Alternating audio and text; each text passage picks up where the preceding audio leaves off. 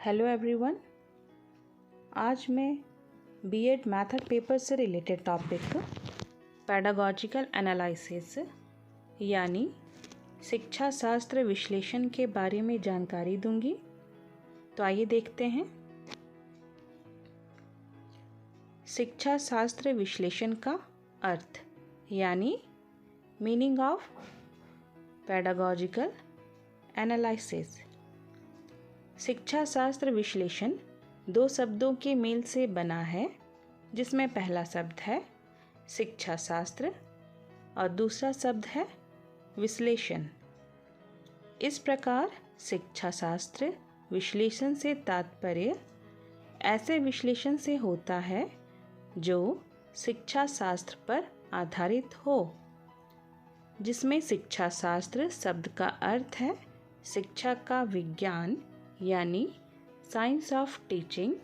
वहीं विश्लेषण यानी एनालिसिस पद का प्रयोग उस प्रक्रिया के लिए होता है जिसके द्वारा किसी वस्तु विशेष को उसके भागों, अवयवों तथा तत्वों में विभाजित किया जा सकता है।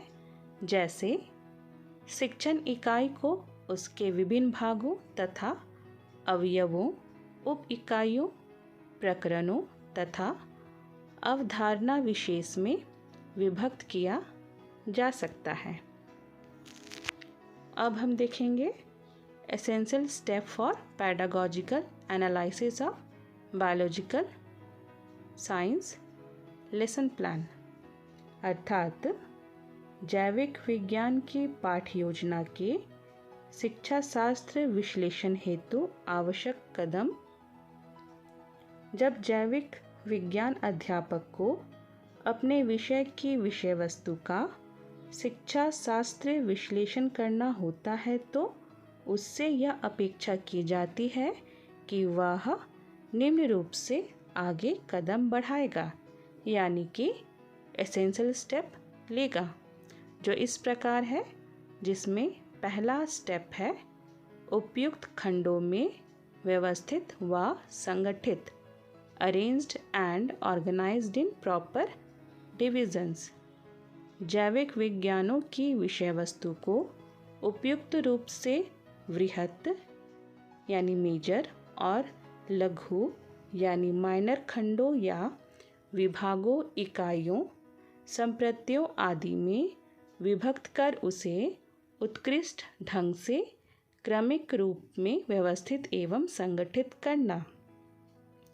अगर कंटेंट बहुत ज़्यादा बड़ा है तो उसे विभिन्न भागों में बांटना और उसी के अनुसार छात्रों को पढ़ाना।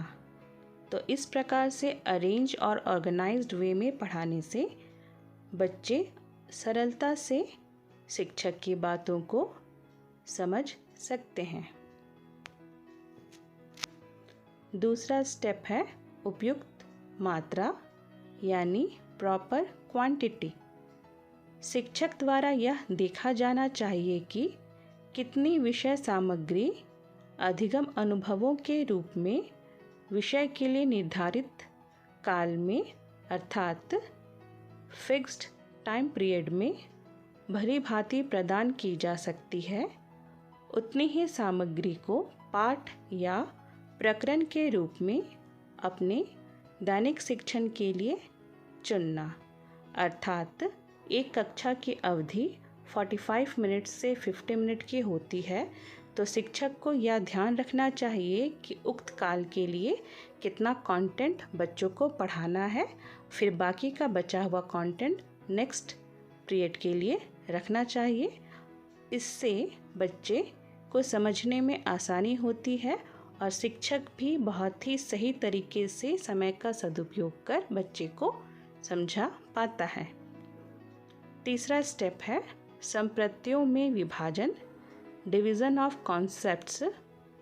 चयनित पाठ या प्रकरण को वृहत तथा लघु संप्रत्यों या एकल संप्रत्यों में विभक्त कर लेना, अर्थात कंटेंट को विभिन्न भागों में बांट लेना, जिससे यह सुनिश्चित हो जाएगा कि एक पाठ को कितने पीरियड में समाप्त किया जा सकता है और 45 मिनट में कितना कंटेंट पढ़ाने से पाठ की समाप्ति हो पाएगी।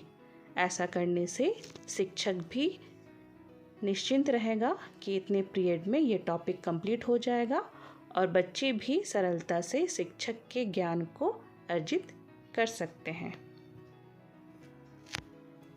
4th स्टेप है शिक्षण उद्देश्यों का निर्माण, फॉर्मेशन ऑफ टीचिंग ऑब्जेक्टिव्स। चयनित पाठ या प्रकरण के शिक्षण या अनुदेशन उद्देश्यों का निर्माण कर उसे निश्चित व्यवहारजन्य शब्दावली में लिख लेना। अर्थात शिक्षक को चाहिए कि पाठ पढ़ाने से पूर्व ही अपने अनुदेशन उद्देश्यों का निर्माण वे कर ले और उसके बाद उसी के अनुसार ही वो बच्चे को पढ़ाए। और यह कोशिश की जानी चाहिए कि जो शिक्षण उद्देश्य उन्होंने निर्माण किया है वो पढ़ाई के दौरान अचीव हो जाए। अर्थात जो कंटेंट टीचर पढ़ा रहा है वो बच्चे तक समझ में आ जाना चाहिए। 5th स्टेप है उद्देश्यों की सर्वोत्तम रूप से प्राप्ति, realisation of objectives in the best way.